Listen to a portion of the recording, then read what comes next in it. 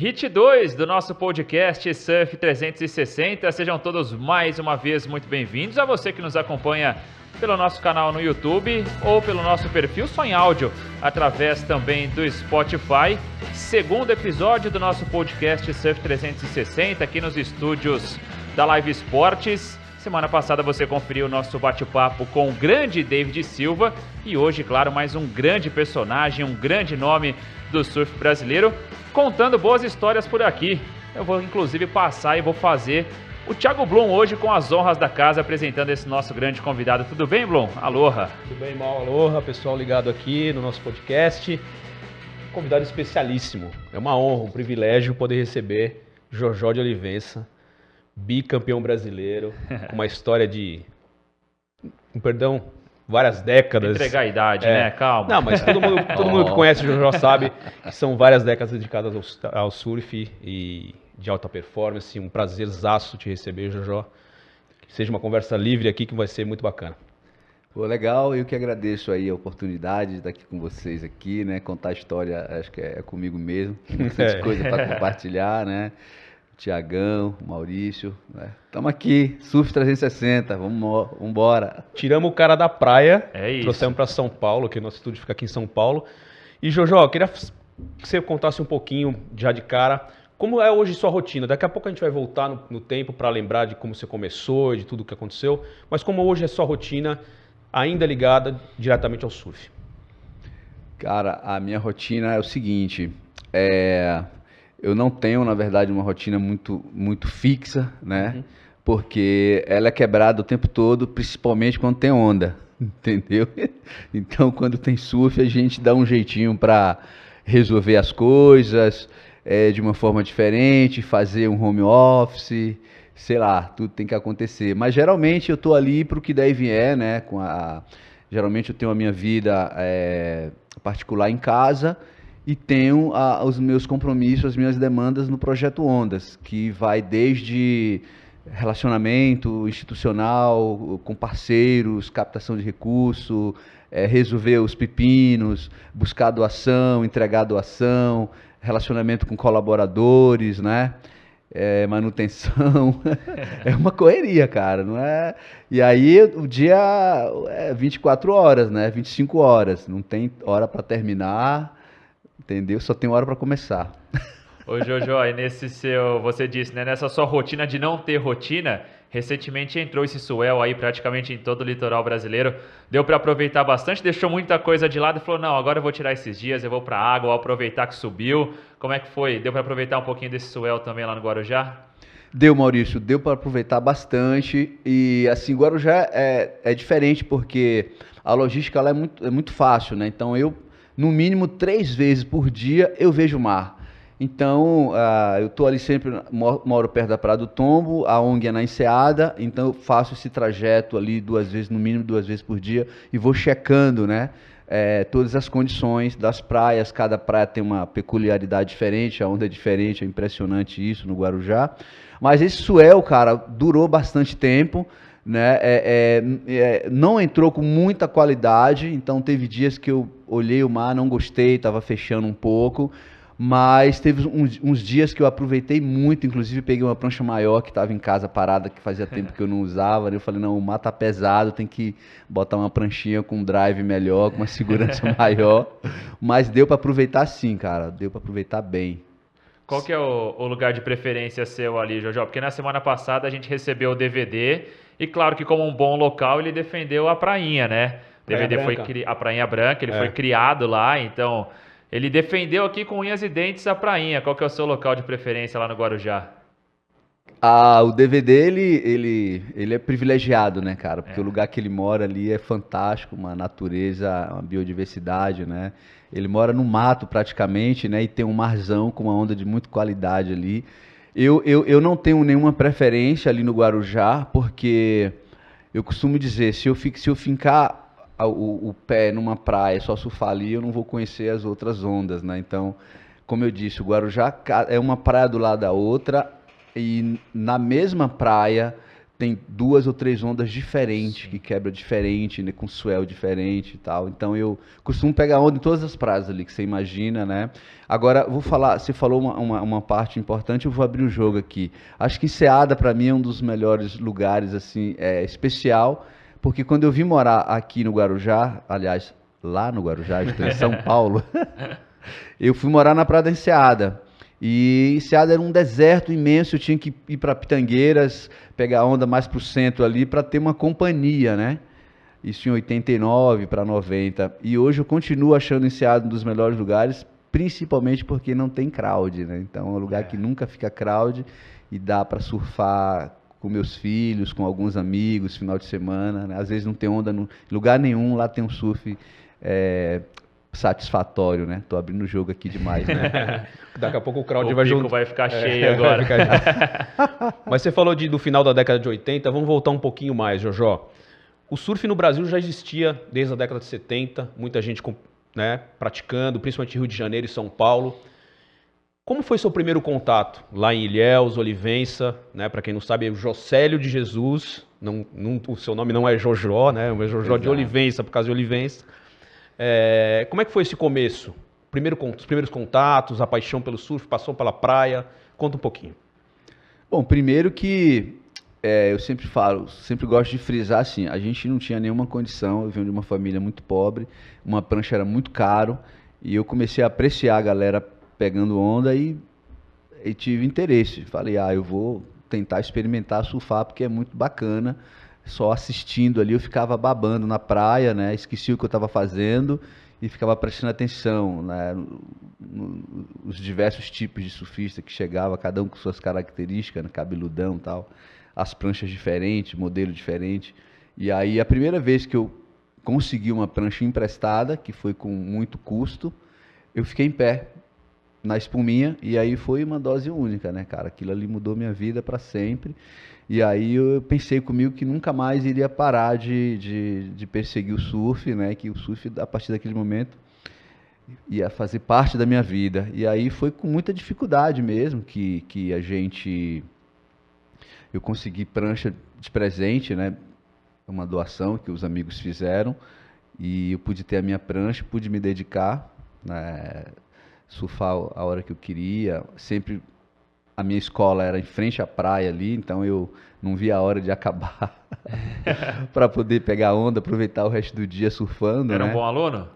Sempre fui bom aluno, cara. Sempre valorizei, né? Porque a minha mãe sempre falava isso pra gente, né? Tem que aproveitar o momento, tem que respeitar o professor, tem que valorizar esse tempo na escola, porque é um momento único que vai passar e não vai voltar atrás, né? Então aproveita o máximo que você puder. E a escola realmente teve um papel fundamental na minha vida naquela época, né? Então as duas coisas que me faziam a cabeça era estudar, me relacionar com os meus amigos, meus colegas, tentar arrastar alguns para o surf, né? Que na verdade daquela galerinha ali do meu grupo, só eu realmente fui atraído pelo surf, e foi assim. E o legal é que a praia é tão democrática, né?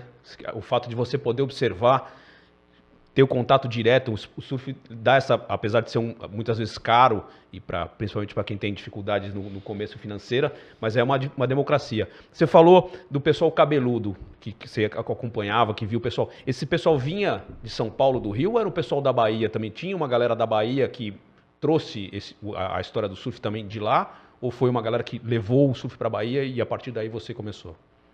Cara, eu era muito novinho nessa época. Eu comecei a surfar, eu tinha ali cerca de 11 a 12 anos de idade. Mas Olivença era um lugar que sempre estava cheio, né? Sempre vinha gente de fora, do Rio, São Paulo, de vários lugares pegar onda. Não somente a galera ali de Ilhéus, de Salvador, que frequentava Olivença, mas vinha muita gente fora. E depois de um tempo eu fui descobrir que o senhor Alberto Alves, irmão de Bruno Alves, que fundaram a revista Fluir, ele foi o percussor, ele foi o descobridor daquela onda. Então ele voltou para São Paulo empolgado, falando, cara, tem uma puta onda em Olivença, assim, assim, do lado de Ilhéus, tá, uma direita fenomenal. E aí começou a aparecer lá o Alf, o Piazza da Vila Bong, uma galera muito bacana, os empresários, que mais tarde esses caras montaram as empresas de surf em São Paulo e eu fui... eu já estava evoluindo, já estava num patamar elevado no surf, reencontrei esse pessoal em São Paulo e foram os meus primeiros patrocinadores, né, cara? Que foi uma conexão bem bacana, né? Eles me viram começar a surfar e anos depois eu já estava sendo revelação nacional, né? Isso foi em 85 para 86, em Ubatuba, e poder reencontrar esse pessoal e Quer dizer, ser o caminho patrocinado. já aberto já de relação também para a galera que estava trazendo o surf como uma coisa mais profissional. Exatamente, já estava num outro patamar, né? Aliás, ali em 85 para 86, se não me engano, foi o último ano, né? Antes da profissionalização. 87 já começou o circuito brasileiro da Brasp e tal. E foi naquele ano que eu me destaquei como revelação nacional, ficando em 5º lugar no Sandec Classic, foi lá em Ubatuba. E o ano seguinte já começou o circuito brasileiro profissional, né, com outras configurações. Terminei o ano ali em 17º no ranking e 88 eu já pulei para 1º lugar do ranking. Então foi bem bacana esse salto, né? Foi muito rápido essa minha ascensão, né, no esporte. Jojó de Olivença é o nosso convidado hoje do podcast Surf 360. Para você que nos acompanha pelo YouTube ou só em áudio também através do nosso perfil no Spotify, já nos siga, se inscreva no nosso canal, ative as notificações aí, deixe o seu like também para não perder absolutamente nada. E Jojó, você disse há pouco, né, que participou bem desse início da profissionalização do surf aqui no Brasil. Como que foi? Claro que era muito diferente do que a gente tem hoje em dia, são novos tempos e acho até que hoje a tecnologia ajuda muito nesse sentido, né? De você poder promover mais os eventos, você contar com uma participação maior de atletas. Quais eram as principais dificuldades de vocês naquela época, justamente para desbravar esse primeiro caminho da profissionalização do surf aqui no Brasil?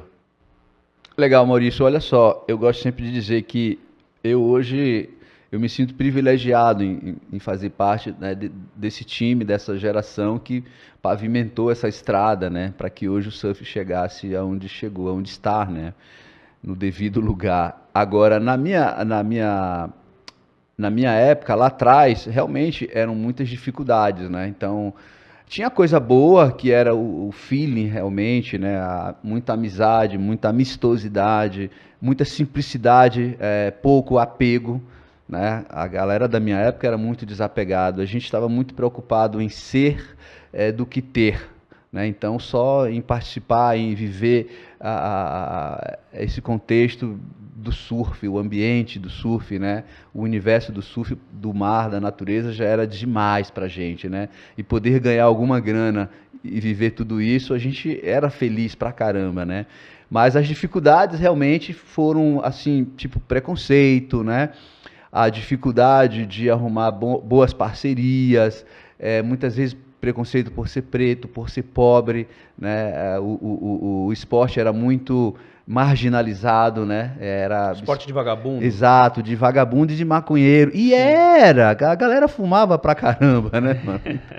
Fazia sentido esse. Fazia sentido esse jargão, né? Esse rótulo.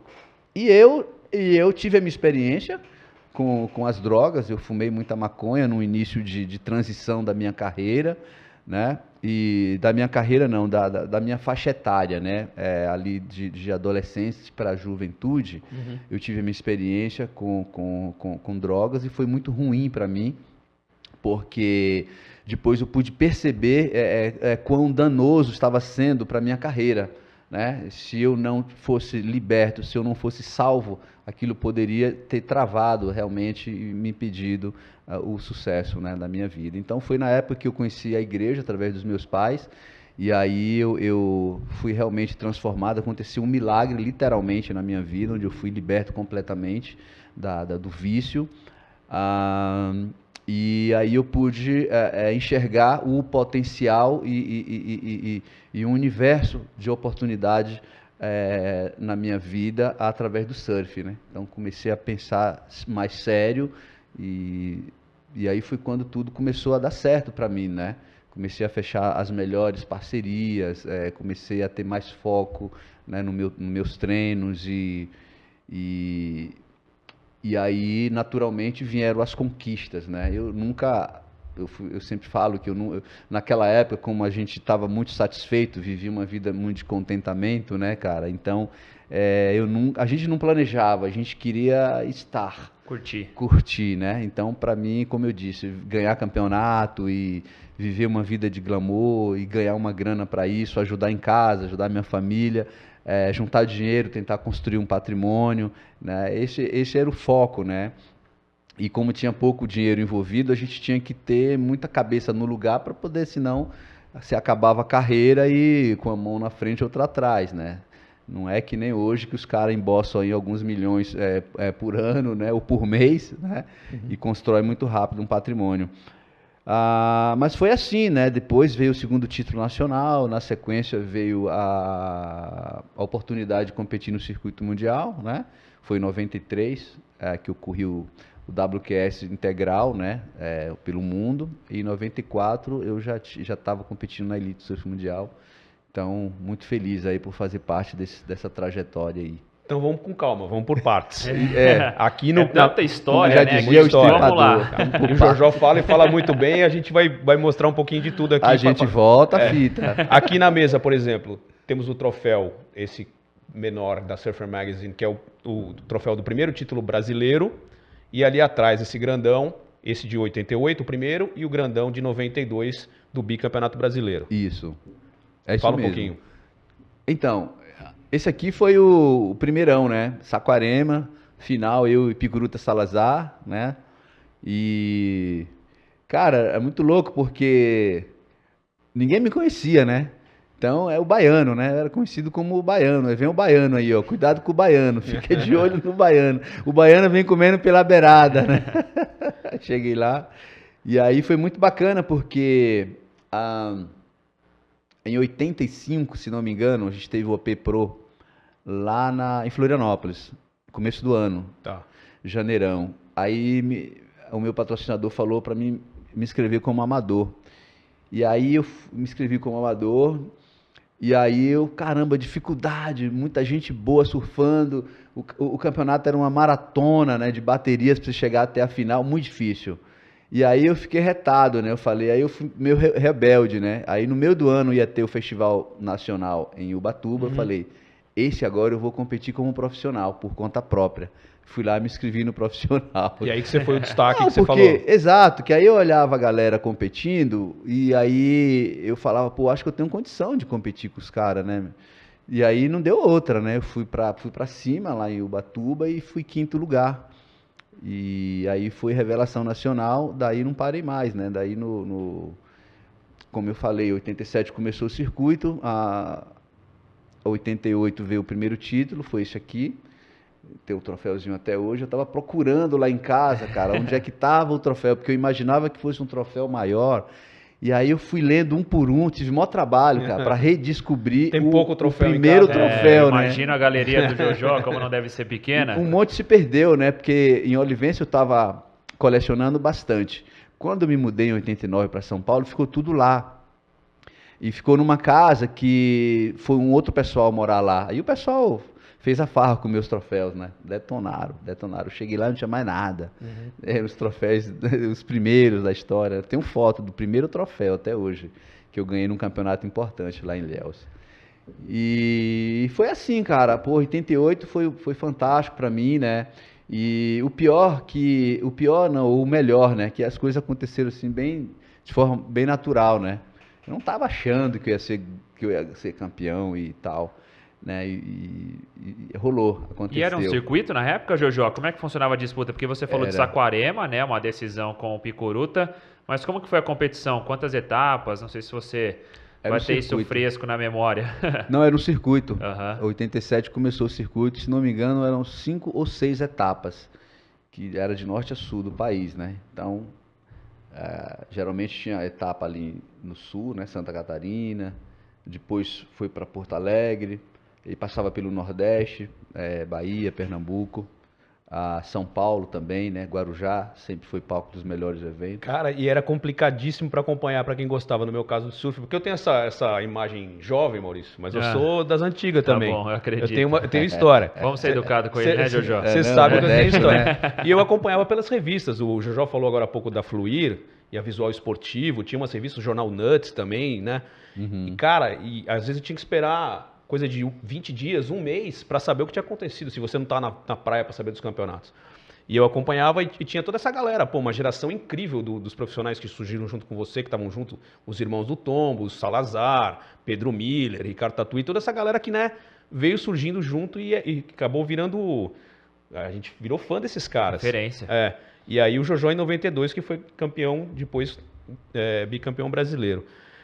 Jojó, aí você falou que você foi depois para o circuito mundial. Depois de varrer o Brasil, foi para o circuito mundial. E aí eu queria tratar de dois assuntos. Você mencionou rapidamente racismo, né?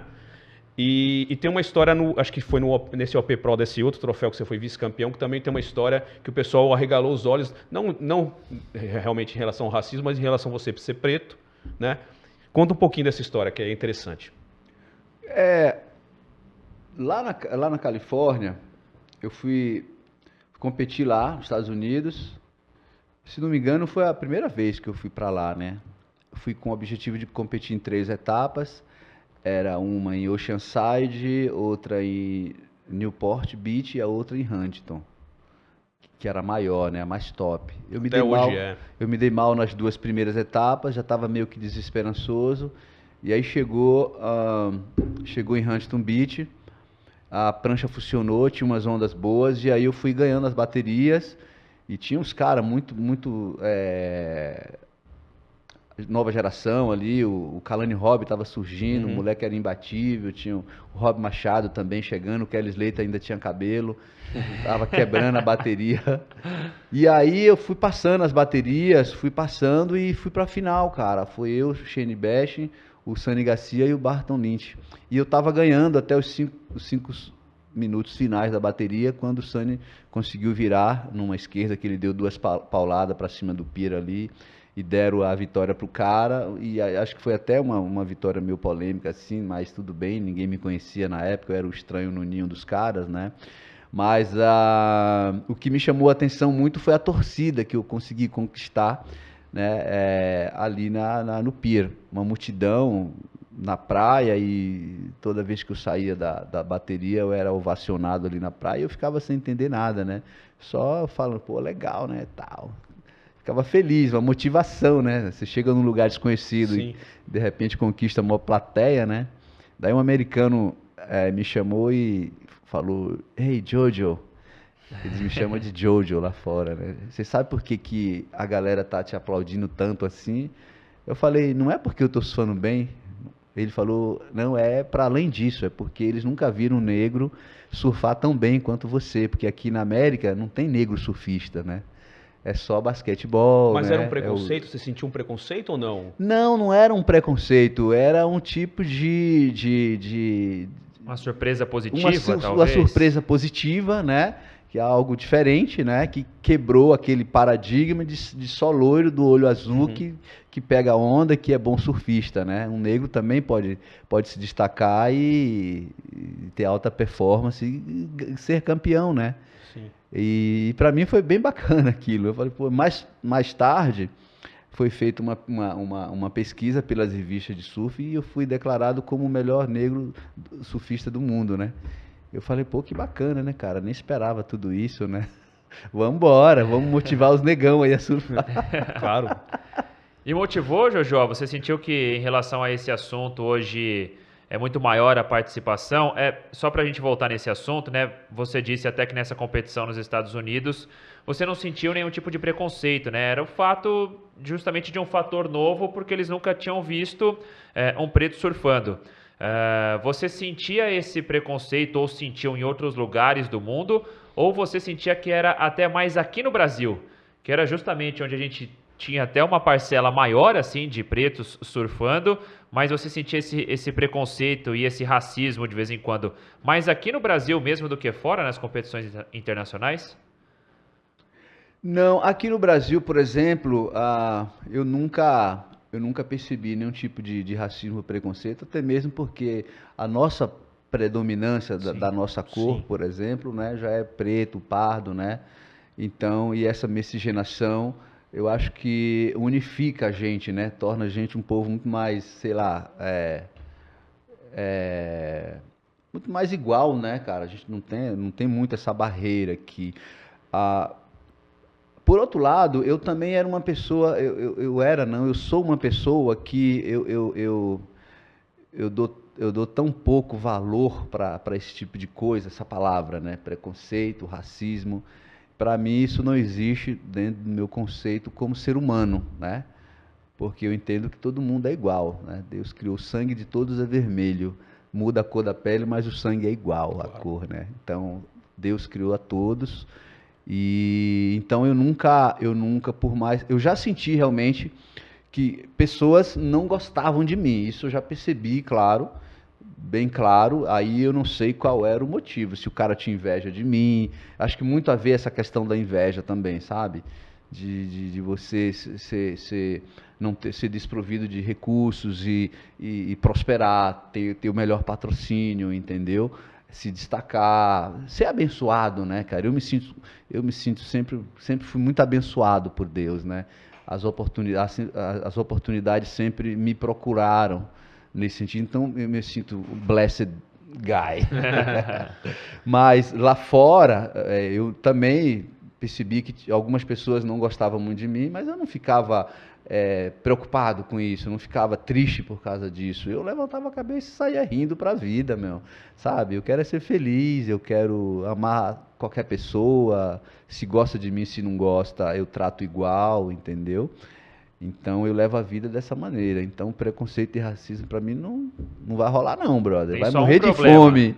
Tem só um problema, que é o delas. Exatamente. Das outras pessoas. Exatamente. Jojo, falando do circuito mundial, hoje em dia todo mundo conhece todo mundo, é muito fácil, você pega um celular, você já sabe como é que o cara surfa, como é que o adversário surfa. Naquela época que você competia era bem diferente. Era complicado enfrentar os estrangeiros, os gringos, e como os gringos viam os brasileiros? Porque eles eram melhores mesmo, era difícil enfrentá-los, e como eles enxergavam os brasileiros. Hoje em dia o Brasil é potência no surf, campeão mundial várias vezes, mas na época como é que era essa questão? E tem umas histórias engraçadas de comportamento, assim, coisas que você tinha na bateria, que você conversava com os caras. Como é que era a relação e como é que era enfrentar esses caras que vocês não conheciam? Eu sempre faço uma metáfora, Thiago, com o futebol. Tá. Futebol, o Brasil dominou por décadas. Só o Brasil sabia jogar bola. Depois, o mundo inteiro aprendeu a jogar bola. E aí o Brasil começou a ficar defasado, não acompanhou. E o surf foi igual, cara. Naquela época, de fato, a gente não sabia surfar. Os caras estavam avançados na nossa frente, com equipamentos, com as melhores ondas, né? Com poder viajar, conhecer o mundo também. Exato, entendeu? Poder viajar. E o Brasil sempre sofreu muito com essa questão cultural, social, socioeconômico, Sim. né? E não dando oportunidade para que a galera pudesse viajar, até mesmo dentro do Brasil, né, cara? Quantas ondas boas tem no Brasil. Então, eu tava ali na Bahia, eu tive sorte, porque Bahia tem uma das melhores ondas do Brasil, ali, a onda que eu aprendi a surfar no backdoor, né? Mas teve gente que teve que surfar, em alguns estados do Brasil, o cara aprendeu a surfar no mar, revolto, um beach break todo torto, com vento, maral o tempo inteiro, e o cara se tornou um bom surfista naquelas condições, né? Então, quando a gente fala desse processo de evolução, nós aprendemos a surfar. Nós evoluímos nos equipamentos. Os melhores shapers do mundo são brasileiros, né? E então nós crescemos, aprendemos, e hoje nós somos o que somos por conta desse processo de evolução, né? E naquela época, por a gente estar começando, a gente idolatrava os gringos mesmo, né? Tirava o chapéu pros caras, embasbacava e comprava as pranchas dos caras, tentava imitar, né? E hoje é o contrário, né? É um processo que se inverteu, né?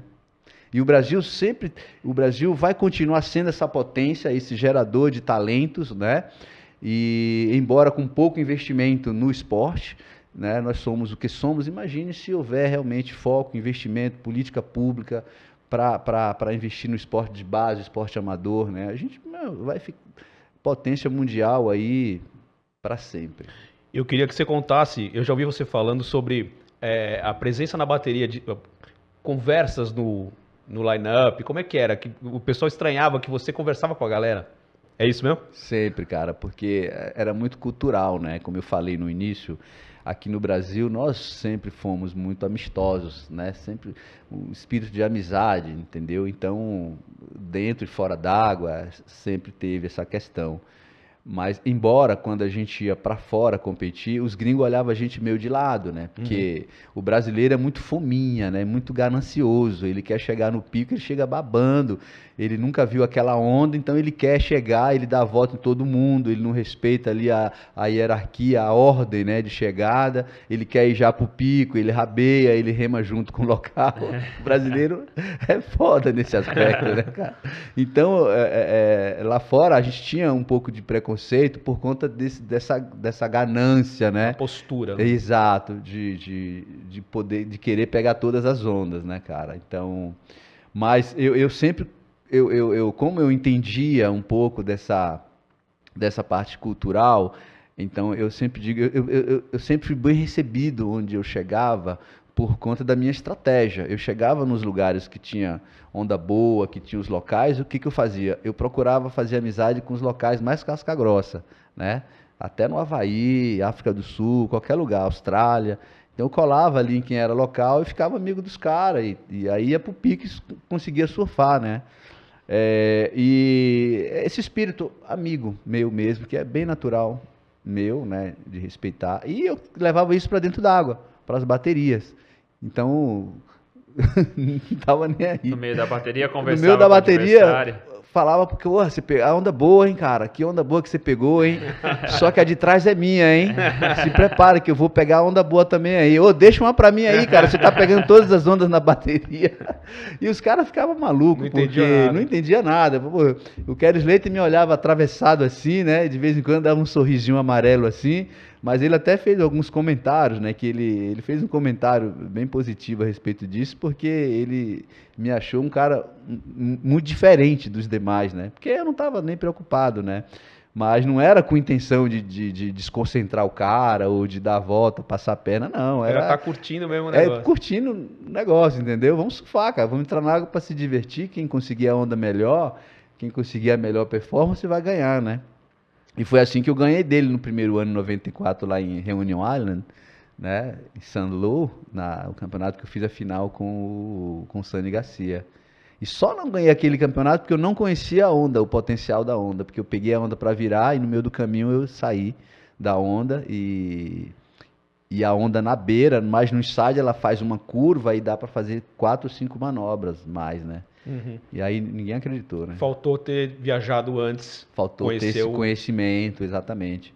E hoje, muitos atletas nossos da atualidade, eu percebo nitidamente, né, os erros que eles cometem em determinados picos por falta de conhecimento da onda mesmo, né? Compromete a performance. Você acompanha os campeonatos atualmente? Você tem visto as etapas do Mundial? Com exceção quando é na Austrália. Que não dá.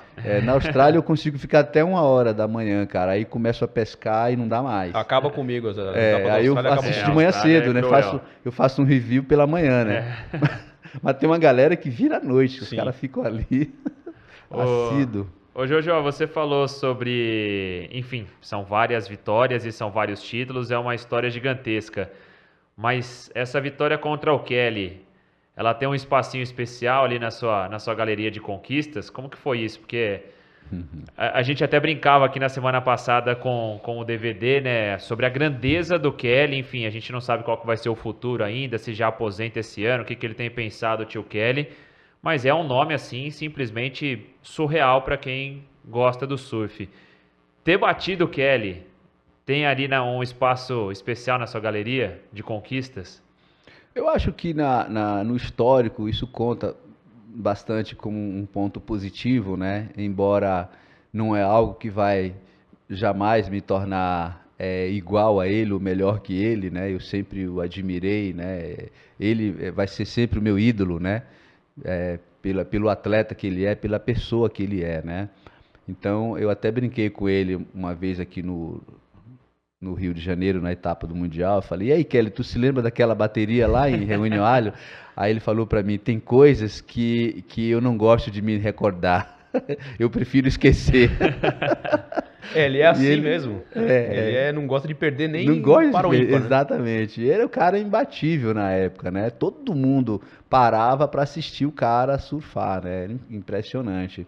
Então, assim, na minha trajetória no circuito mundial, que foram 5 anos consecutivos, nós competimos 4 vezes. O primeiro ano foi em 93, nesse OP Pro, né? Que eu ganhei dele. Quer dizer, eu ganhei a bateria. Eu fiquei em segundo, ele ficou em terceiro. Que eu dei uma imprensada, fiz uma marcação mesmo acirrada nele no final da bateria e não conseguiu pegar onda, né? E depois nos encontramos em 94 em Ilhas Reunião, quando eu ganhei dele. Depois nos encontramos mais uma etapa que foi em Lacanau, né? Ele me ganhou. E depois fizemos uma final juntos em 97 em Biarritz, no Quicksilver Pro, onde ele me escovou na final. Ali eu saí de Kombi para casa. Foi esses 4 encontros. Com certeza nessa bateria aí, que já era o 4º encontro, ele lembrou daquela deles reunião e falou assim, não vai, agora é a minha hora. Vamos deixar barato. Mas tá empatado então, né? 2-2.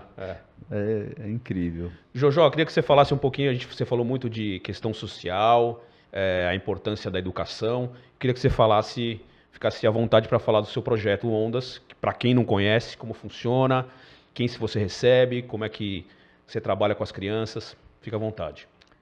Legal. É uma história muito importante. Eu considero isso um capítulo novo aí na minha história, né, Tiago? Porque depois de toda essa trajetória, né, de sucesso, eu considero assim, poder devolver isso tudo para a sociedade e como uma forma também de gratidão a Deus por todas as oportunidades dentro do surf. E o que eu faço hoje é muito, muito inspirado mesmo na minha história, né, de superação de vida. E se tornou algo muito visceral quando eu pude identificar a necessidade daquelas crianças socioeconomicamente desfavorecidas, né, e entender que a gente poderia ajudar eles através do surf, né? Assim como o surf transformou a minha vida, poderia facilmente transformar a vida e salvar o mundo de muitas crianças. Então, esse trabalho começou em 2000 e nós paramos em 2002 por falta de recursos. Foi um ano que a indústria do surf vivia uma virada de chave e muitos atletas desempregados, sem patrocínio. E depois retornei esse trabalho em 2006, e com uma turma de 20 crianças que vinham de um projeto da prefeitura. E aí, nesse contato com as crianças, a gente identificou outras demandas. Então, a gente entendeu que eles precisavam de algo mais do que somente aulinhas de surf, né? E eu entendi que nós poderíamos contribuir com o processo de educação e da formação cidadã. Eu não queria formar bons surfistas, eu estava querendo mesmo formar bons cidadãos através do surf, né? Que pudessem fazer as melhores escolhas que a vida proporciona. No mar, você tem que escolher as ondas certas para você ter sucesso, né? As ondas ruins é caixote, quebra prancha, leva caldo, e trazendo para a vida real é a mesma coisa, né? Você tem que fazer as escolhas corretas. E é dentro dessa inspiração que a gente traz o conceito de educação integral para as crianças, com 3 programas integrados, que é esporte, educação e assistência, e de forma transversal, valores e ecologia. E aí são 15 anos de CNPJ, muito desafiador para a gente. Foi no começo e continua sendo até hoje, porque cuidar da necessidade alheia é cobertor curto, sempre tem gente precisando. E ser gestor de uma ONG não é nada fácil, porque a gente não produz dinheiro, né? Sem fins comerciais, sem fins lucrativos. Então, a gente sobrevive de doações. de generosidade, né, e de projetos. O governo, quando não atrapalha, já ajuda, entendeu? Então é muito difícil você depender de verba pública para honrar os seus compromissos no dia a dia. Hoje eu tenho uma estrutura lá que me custa 1,5 milhão por ano para atender 100 crianças, né, e no contraturno escolar e mais os familiares, né? Então, eu sempre prezei pela excelência e pela qualidade do serviço, né?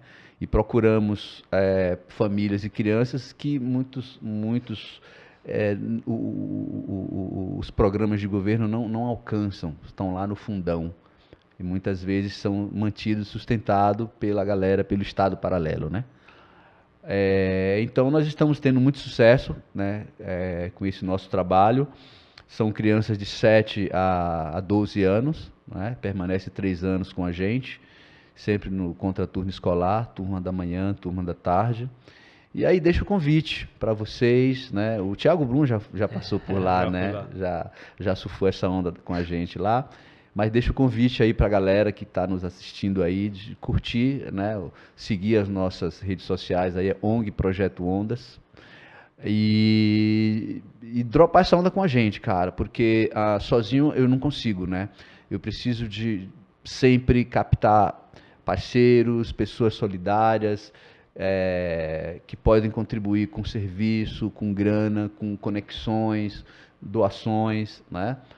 Para que isso se torne algo perene, para que a gente possa continuar nesse universo de ajudar as pessoas, né? Ajudar quem mais precisa. Eu creio que é possível salvar o mundo, né? Se houver solidariedade, se houver responsabilidade e comprometimento com o próximo, né?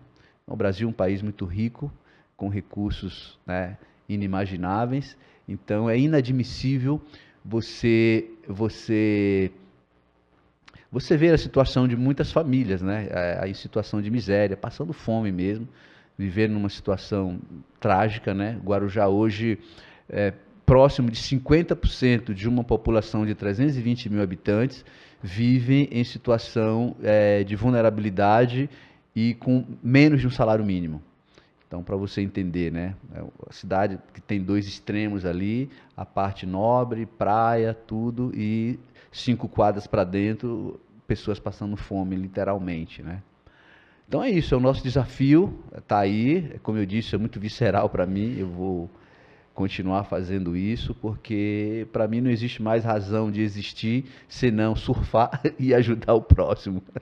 Ô Jojo, e você falou há pouco, né, o governo, se não atrapalhar, já está de bom tamanho. E lá atrás também, em alguma das suas respostas, você falou justamente sobre políticas públicas que, se existissem, ajudariam ainda mais o Brasil a revelar. Claro que a gente hoje está curtindo muito a fase que a gente vive no surf nacional, que já vem numa crescente desde quando vocês participaram de toda a profissionalização, começaram a desbravar esse caminho, e hoje a gente pode se dizer assim que a gente curtiu o auge com os últimos campeões todos brasileiros, Ítalo, Gabriel, né? Felipe. No masculino ainda tem um longo caminho a ser percorrido no feminino, né? Para que a gente possa comemorar como estamos comemorando.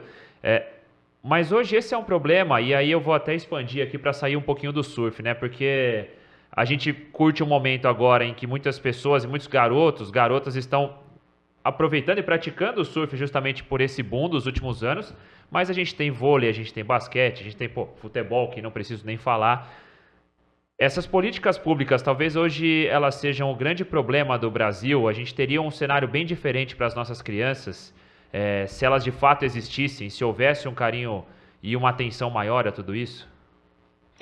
Certamente, Maurício, eu não tenho a menor dúvida que iria ajudar muito, porque a gente sabe que o esporte, sendo utilizado de uma forma lúdica, é uma poderosa ferramenta de transformação social, que gera oportunidade, que traz valores, que traz limites, né? Que traz uma série de questões, amplia visão de mundo, oferece oportunidade, estimula sonhos, né? Então, inclusive, eu admiro muito a nossa ministra dos Esportes, né, pela fala dela, quando ela diz que no governo dela, no mandato dela, ela vai investir muito em responsabilidade social, né, focar recurso para fomentar o esporte de inclusão social. Isso é maravilhoso, porque a gente percebe quando uma criança ela tem a oportunidade de praticar esporte, você muda o universo daquela criança, você começa a perceber a mudança no comportamento, no caráter, né? Traz perspectiva, né? Gera possibilidades. Então o esporte é uma ferramenta poderosa. Então eu torço realmente para que esse governo aí possa estar investindo fortemente nessa questão da inclusão social, né? Sobretudo dentro das periferias, né? Onde é um universo, né? Viver na periferia, viver na favela é um universo próprio, tem a sua própria cultura, tem a sua própria dinâmica de vida. Então é lá onde o poder público precisa estar, precisa instalar os seus programas, né, de assistência, né, de cultura, esporte, lá dentro. Criar estruturas, né, onde a criança, no contraturno escolar, possa estar convivendo com isso, né? Isso de forma ininterrupta, né? Um processo contínuo. Então falta isso, cara. Falta o governo realmente enxergar esse lado e ousar, né? Então eu sempre digo que eu sempre cito o exemplo de um cara, do Jorge Melguizo, lá em Medellín, né? Onde era uma cidade considerada a mais violenta do mundo, e que ele contribuiu com seus projetos para que se tornasse uma cidade sustentável. Então ele conseguiu combater o crime, a violência, né, simplesmente criando essas infraestruturas próximo ou dentro das comunidades, onde a criança tinha acesso à cultura, à educação, a esporte, não é? O tempo inteiro. Então não havia tempo ocioso na vida da criança, né? Então a violência, o crime não se combate com violência, se combate com inteligência, né? Então, se você oferece a oportunidade, né, você já está ali fortalecendo, né? Fortalecendo e gerando essa oportunidade e referência para a criançada, né? Sobretudo os nossos adolescentes. Então vamos uma aula. Prestigiar, vamos visitar o Projeto Ondas, conhecer o Jojó. E Jojó, quem não te encontra no Projeto Ondas, quem não te encontra surfando por ali pelas ondas do Guarujá, eu sei que você continua competindo. Como é que faz para te encontrar uma competição para a galera ver, apreciar você competindo? Ah, legal. Esse ano eu pretendo competir no circuito brasileiro da CB Surf, né, que, aliás, é um assunto bem bacana para a gente comentar, essa virada de chave sobre essa nova gestão, né? Então, eu vou focar no circuito Master, divisão dos Masters. Está previsto 5 etapas esse ano. Boa. Então eu preciso treinar, né, cara? Preciso me dedicar. Estou fazendo pranchas novas aí, né, com alguns shapers. E, cara, ainda corre nas veias água salgada e aquele Sempre. Sangue nos olhos da competição, né? Então... Vai entrar pra ganhar, não vai entrar pra competir só. A gente entra pra... Já que vai competir, melhor ganhar. Cara, mas por incrível que pareça, a divisão dos Masters ainda traz aquele mesmo espírito, sim, né? De amistosidade, de companheirismo, de amizade, entendeu? Mas quando chega lá dentro, vamos pegar onda, mano. Vamos pegar onda, vamos surfar. Mas é bacana. Dá pra conversar durante a bateria no Master, né? Dá, com certeza. Não vai ter ninguém achando ruim, provavelmente. Dá pra pegar umas ondas, mas tem uns caras que é ligeiro, tem uns caras que são mal intencionados, não merece papo dentro d'água não, entendeu? Mesmo? Você tem que ficar de olho no peixe, olho no gato ali o tempo todo, senão o cara te dá a volta e pega a melhor onda, né? Se bem que agora com o sistema de prioridade, aí não tem problema, né? Dá pra ficar sentado ali e garantir a sua onda. Legal. E quem além de você, quem tá nessa galera que que vai competir no Master? Pessoal da sua época de Campeonato Brasileiro mesmo? Tem o Rony Ronaldo. Tem várias categorias dentro da Master, não é isso? São 5, né? A Master, Grandmaster, Kahuna, Gran Kahuna, e agora surgiu a Legend, que é de 55, 50 a mais, até aguentar ficar em pé na prancha. Tá. Então, dos nomes assim de mais relevância, tem o Sérgio Noronha, o Rony Ronaldo, o Fábio Gouveia, gosta de competir também, né? E assim, eu particularmente lamento que alguns nomes não apareceram, né? Como os irmãos do Tombo, né? Sim. O Paulinho Amaro, o Neno, o Tinguinha, né? O Pedro Milho foi morar em Portugal, o Wagner Pulpo também, o Ricardo Toledo. Eu queria muito rever essa galera ali juntos, né? Então, uns viraram empresário dos próprios filhos, né? Já estão até barrigudinhos e tal. Então, na zona de conforto, o Wagner virou shaper. Aliás, um bom shaper, né? Já tive prancha dele, né? Mas seria muito legal poder reagrupar toda essa galera, né? No espírito de amistosidade, de celebração, de revival, né? Sim. De reviver todo esse espírito ali daquela época que foi muito marcante, né? Legal ter um circuito agora, uma coisa marcadinha, com data, bonitinho, para todo mundo, né, ir atrás se organizar. Exato. Também são ídolos, né, cara? E com a premiação boa, cara, né? Legal. Então quem tava reclamando que não ia porque não tinha uma premiação, agora não tem motivo para reclamar. Porque a premiação tá bacaninha, né? Dá para pagar no mínimo os custos. É claro que a galera, todo mundo tá com sua vida já arrumada, né? Não depende de premiação. Mas sempre é bom levar um extra para casa, né? Claro. Trocar de carro, sei lá, reformar a casa. Jojo, a gente já vai se encaminhando aqui para nossa reta final do podcast. Inclusive, quem nos acompanha pelo YouTube, pelo Spotify, é só se inscrever, ativar as notificações para ficar ligado em tudo. Eu vou te fazer uma pergunta agora, porque você já falou, né, o quanto foi difícil desbravar aquele início e pavimentar esse cenário que a gente tem hoje. O Jojo gostaria de ter vivido o circuito profissional hoje em dia, 2023, 22, 21, enfim, um cenário completamente diferente do que foi lá atrás? Você gostaria de ter o que hoje tem Gabriel Medina, Felipe Toledo, o Ítalo, que são os nossos campeões, fora isso, Iago, Caio, todo mundo que está no CT? Rapaz, falar pra você que não era nada mal, não. Poder estralar o dedo, apertar um botãozinho, né? E voltar toda a história nesse novo cenário, né, cara? Mas, como é é meio que uma utopia, né? Pensar isso, meio não, totalmente, né? Então a gente fica na memória os momentos bons, né? Que não foram poucos, né, Maurício? Então... E agora tirar o chapéu e admirar e torcer por essa galera que está aí, né? Mas, sobretudo, poder contribuir na medida do possível para que esses garotos possam ter alguma coisa de valores que nós tínhamos no passado, como, por exemplo, a humildade, entendeu? A generosidade, a amizade, né? Então a gente percebe que algumas coisas se perderam com o tempo, né, por conta, né, do próprio momento, né? Então eu fico às vezes triste, né, por conta de que se perderam muitos valores daquela época para cá. Mas na medida do possível, quando a gente pode contribuir, né, principalmente com aqueles que a gente tem mais acesso, né? De poder sentar junto e falar, cara, faz assim, vai por esse jeito, acho que vai durar muito mais a sua carreira, né? Você vai ser muito mais querido, você vai ser sempre lembrado, né? Que é importante, né? Eu acho que tudo que a gente constrói hoje, não pensando no futuro, mas de forma espontânea, de forma muito natural, são sementes que vai colher para o resto da vida, né? Então eu acredito muito nisso.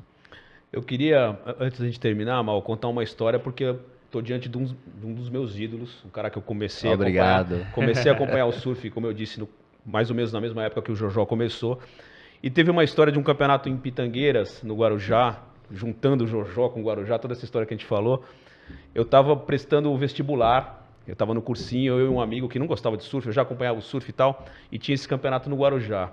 E eu consegui convencer esse meu amigo a ir comigo até o Guarujá, para assistir um campeonato de surf, de mundial, o pessoal, os gringos vindo. Falei, pô, é a chance de eu conhecer a galera e tal.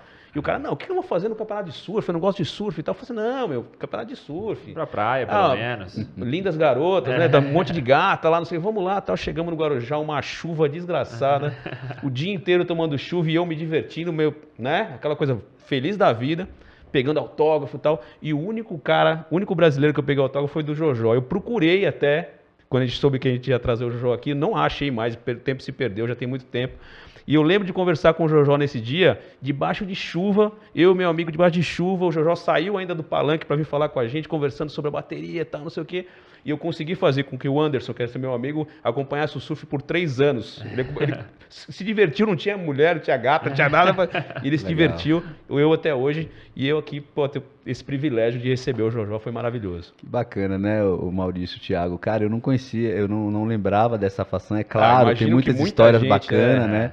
Mas é um depoimento, cara, que me emociona pra caramba, né, cara? E foi uma semente que plantou e décadas depois a gente tá Sim. aqui junto, batendo um papo nesse podcast aqui, Maravilhoso. né? Então é isso, né, cara? É o que a gente planta que vai gerar um fruto que a gente colhe pro resto da vida. Esse é o verdadeiro legado, né, Sim. Thiago? Te agradeço muito. Pra gente fechar, quanto é importante pra você, Jojó, levar Olivença no nome? Você falou sobre legado agora, eu queria saber sobre isso também, pra gente encerrar. Cara, Olivença pra mim faz parte da minha vida, faz parte da minha história. A minha infância foi lá, os amigos, os apoios. Cara, eu não, é difícil até, não foge de mim as palavras para descrever o quanto significante é a Olivença para mim, né? Eu amo aquele lugar, faço questão de todos os anos passar por lá, né? Para rever os amigos, para relembrar histórias, para dar risada, para pegar onda, né? Para pescar. É incrível, Olivença, eu acho que virou uma marca registrada, né? Virou meu nome, né? Sim. Porque ninguém me conhece como Jocélio de Jesus, é Jojó de Olivença, então eu carrego com muito orgulho, com muita alegria, né? Sem me envergonhar, de verdade, né? A minha origem, da onde eu vim. E gostaria também de levar pessoas para conhecer a Olivença, né?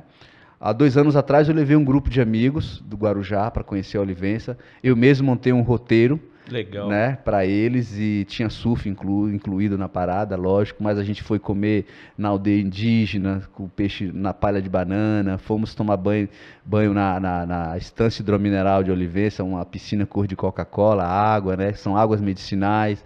Fomos almoçar no Vesúvio, nos pontos turísticos de Ilhéus, fomos ver pôr do sol. Eu fiz um roteiro que a galera pirou, né? Trip do Jojó. Olivença por Jojó, né? Ó, Então, demais.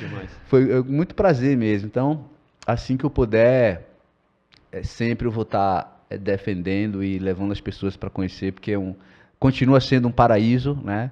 E um lugar de gente boa, de gente simples, de gente humilde, mas de gente muito generosa, sabe? Pessoas simples, mas gente do bem. Eu topo, hein? Eu vou nessa próxima Bora! turma do tio Jojó pra Olivença, eu tô Olha lá, dentro, hein? Olivença por Jojó, essa é boa, hein? Boa Jojó, demais. muito obrigado. Marcar Foi uma trip. honra ter te recebido aqui hoje no podcast. Sempre portas abertas, sempre muito bem-vindo. Obrigadão, viu? Boa, Maurício, eu que agradeço, cara. Tiagão. E vamos nos encontrar na praia Surf também. 360. Aí eu quero desafiar essa galera da 360, né, cara? Calma Porque lá, Jojó. a galera Vamos dá aéreo 360, mas 360 eu vi pouca gente dessa nova geração dando, hein? Muito Isso aí, obrigado. mas é Jojó isso. de Olivença, nosso convidado no podcast do Surf 360 desta semana. É só você se inscrever no nosso canal, ativar as notificações para ficar por dentro de absolutamente tudo. Nos siga também através do nosso perfil no Spotify. Um agradecimento especial mais uma vez à Bod House Brasil, que nos cede aqui toda semana essas pranchas para dar uma enfeitada no cenário. O Jojó entrou aqui nos nossos estúdios da Live Sports, já brilhou Cresceu o o olho olho, aqui, hein? Ele falou, rapaz, que saudade de uma dessa. Semana que vem tem mais, Blum, um abraço. Beleza, Maurício, tamo junto e tocando Aloha. sempre em frente. Valeu, todas as quintas-feiras, hein? Um novo episódio. Aloha, galera, abraço.